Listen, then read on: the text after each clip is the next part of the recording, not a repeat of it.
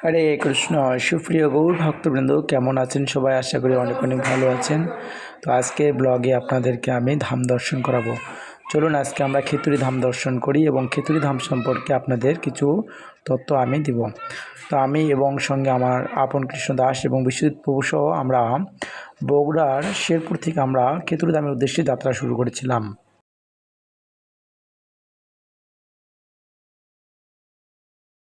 তো আমরা অল্প কিছুক্ষণের মধ্যেই আমরা খিতুড়ি ধাম পৌঁছে যাব। হরে কৃষ্ণ।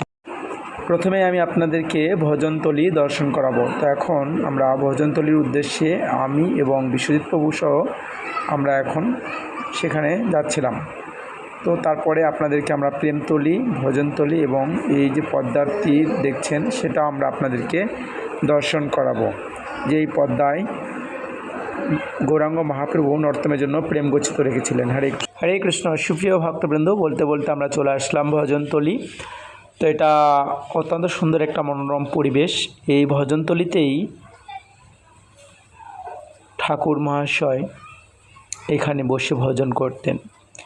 এখানে একটা বিরাট বটগাছ রয়েছে। কথিত আছে শাস্ত্রগ্রন্থে যে এখানে বসে তিনি ভজন করতেন। তো এখানে আমরা এসেই প্রথমে আমরা প্রণাম নিবেদন করলাম, দেখতেই পাচ্ছেন। তারপরে আমি এখানে কিছুটা ভিডিও করছিলাম এবং এই ভজনতলি অত্যন্ত প্রসিদ্ধ।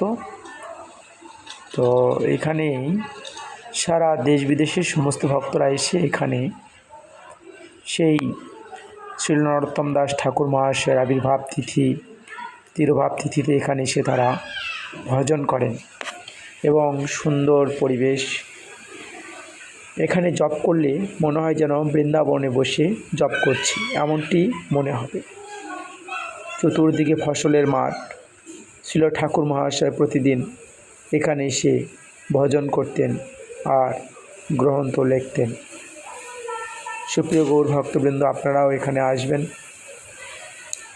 শ্রীপাদ ভূমিতে এটা খিতুড়ি ধাম অত্যন্ত গুরুত্বপূর্ণ।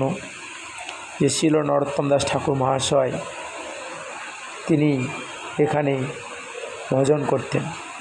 এখানে বহু ভক্ত আসে এবং তারা এখানে পরিক্রমা করে, কীর্তন করে এবং এই যে বটবৃক্ষটা দেখা যাচ্ছে সেই গাছের তলে তারা পরিক্রমা করে এবং গাছের